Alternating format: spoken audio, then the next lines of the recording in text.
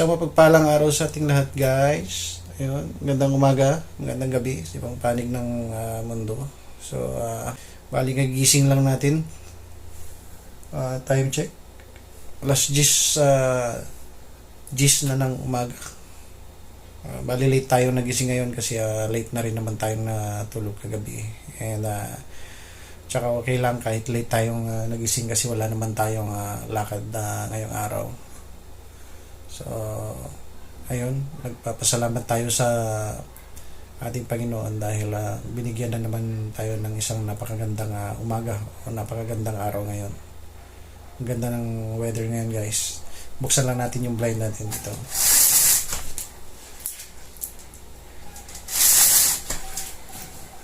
Ayun, sobrang liwanag na nga sa labas. So, ayun guys, kailangan na nating bumangon para mag-prepare ng coffee or kahit anong pwede nating breakfast dyan, and then saka natin isipin mamaya kung saan tayo pwedeng pumunta or anong pwede nating gawin dahil wala naman tayong lakad ngayon. So guys, stay tuned lang kayo at babangon na muna ako.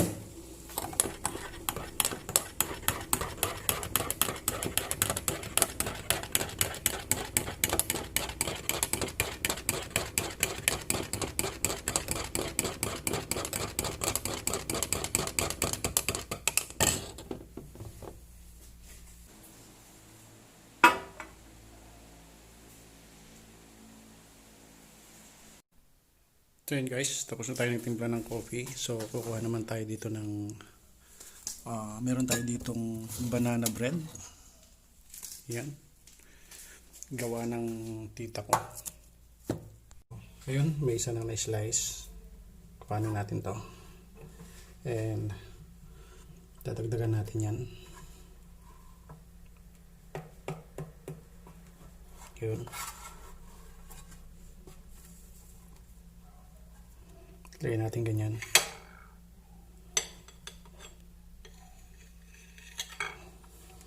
Tsaka natin siya ilalagay sa microwave. Tsaka natin ilalagay sa loob. Tsaka natin papainit. Mga 2 minutes siguro. Yung ating microwave is American Heritage. Talagang heritage na yan, guys. Vintage na yung microwave na yan dahil yan ay 19 years old na. Napakatagal na ng microwave nito, guys, pero ni minsan hindi siya nagloko hanggang ngayon, gumagana kaya hindi pa pinapalitan at wala na rin ganito. So yun guys, antayin lang nating tumunog yan. A few moments later. Ayun, so luto na or okay na yung ating ayun na siya, guys. Kuhanin na natin. Kagandahan sa microwave guys, pagka nagpapainit tayo dyan, yung pagkain lang ang umiinit. So ayun guys, ready na yung ating breakfast. Meron tayo dito coffee and banana bread. Napaka-healthy nito guys. Gawa ng tita ko. So, simulan na natin mag-breakfast. Nang sa ganun, di sa makapag-isip tayo kung anong gagawin natin namin.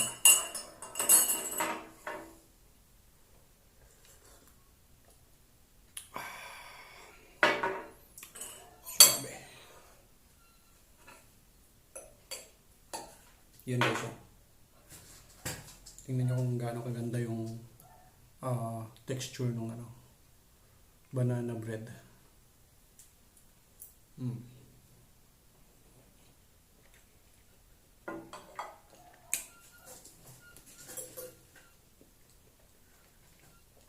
Sarap.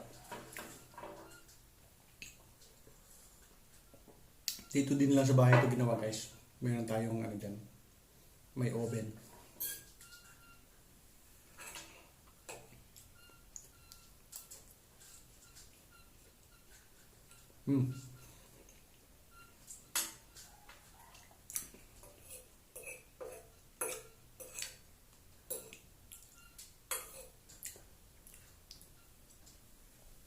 Tsaka masarap talaga para sa akin guys kasi swak na swak sa akin yung panlasa.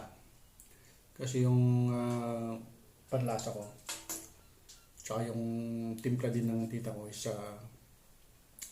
sa parehas kami ng ayaw namin yung matamis, masyadong maalat, tsaka yung masyadong maraming pampalasa sa mga pagkain. Hindi kami gumagamit ng mga ganun guys. Kaya ng mga ulam ganun is yung gusto namin nalalasahan talaga yung natural na lasa ng ulam. So kalimitan ginagamit namin pag nagluluto is salt lang and black pepper and yung mga ricado. Pag adobo naman is soy sauce and mga lang. Yun yung mga ricado na and mga chili ganun. Pero yung mga pampalasa hindi kami gumagamit. And syempre patis.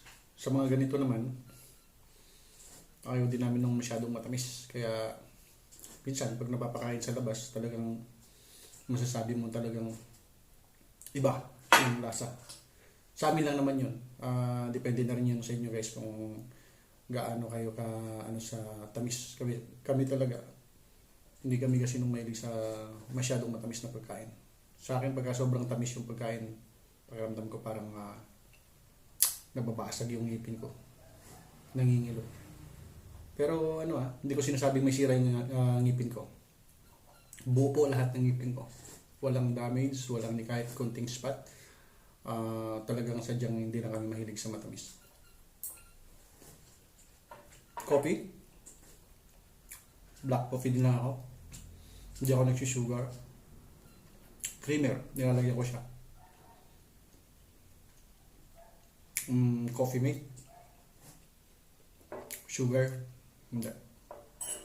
Pero minsan, pagka nasa province, kung gusto ko siyang lagyan ng medyo matamis-tamis naman yung coffee ko, ang nilalagay namin doon sa province is yung honey. Yung galing talaga sa forest na honey. Ang mga kumuha nun is yung mga ita doon sa amin. Hindi talaga siya galing yung sa farm kasi minsan yung gawa sa farm is minsan ewan ko, parang nilalagyan din nila, dinadagdagan ng mga ibang yung mga ita doon sa amin hindi sila marunong mag-process, hindi sila marunong mandaya ng honey. So yung nakuha nila sa bundok, kung ano yung nakuha nila sa bundok, yun yung ibebenta nila sa iyo and nasa sayo na yun pagdating sa bahay. Papakulong mo siya, lulutuin mo na hindi siya mapanis kagad.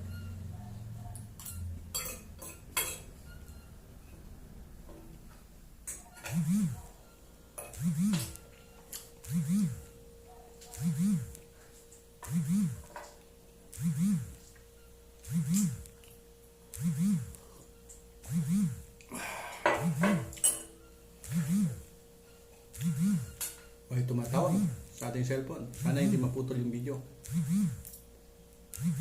Paribong, tumatawag. Yung nga pala saging guys na ginawa ni Titang bread. Galing doon sa kaibigan ko. Kaibigan. Mahilig siya magtanim, maraming pananim. Kahit nandito siya sa NCR, yung paligid ng bahay nila. Para ka lang nasa province pag nakuha na mo, lalo pagkadikit dun sa mga pananim niya kasi lalaki ng mga saging. Meron siyang mga saging saba, latundan, at saka ano ba yun? Lakatan, hindi ko alam. And marami siyang pananim na gulay. So pagka nag-harvest siya ng gulay, nakikinabang din ako, binibigyan kasi sobra-sobra naman yung ma-harvest niya. Mamaya, pupunta tayo dun kay Bong. Makipagkwentuhan tayo. Ano tayo magawa ngayon eh.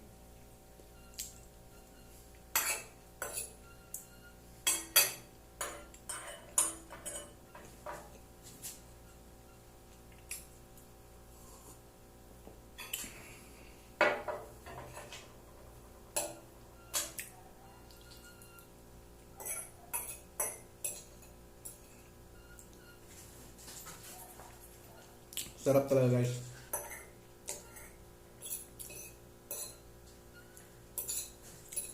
Di ko alam kung paano ginagawa to. Tita ko lang marunong magluto nito sa amin. Mahusay magluto yung tita ko ng ganito eh. Kaya kahit ulam. Maulam magluto.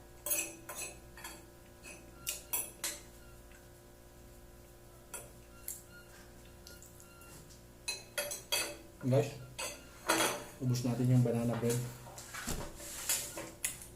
Coffee na lang.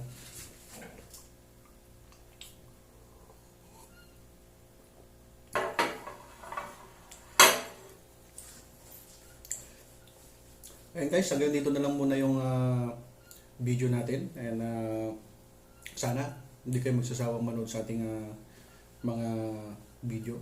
And sa mga hindi pa nakasubscribe, please pag-subscribe and paki-click yung notification bell. And syempre paki-like and paki-share na rin po kung hindi kalabisan. And yun, maraming salamat guys sa inyong lahat na walang sawang sumusuporta sa atin. And yun, shout out sa ating mga kaibigan dyan and sa ating mga silent viewer. God bless po sa ating lahat.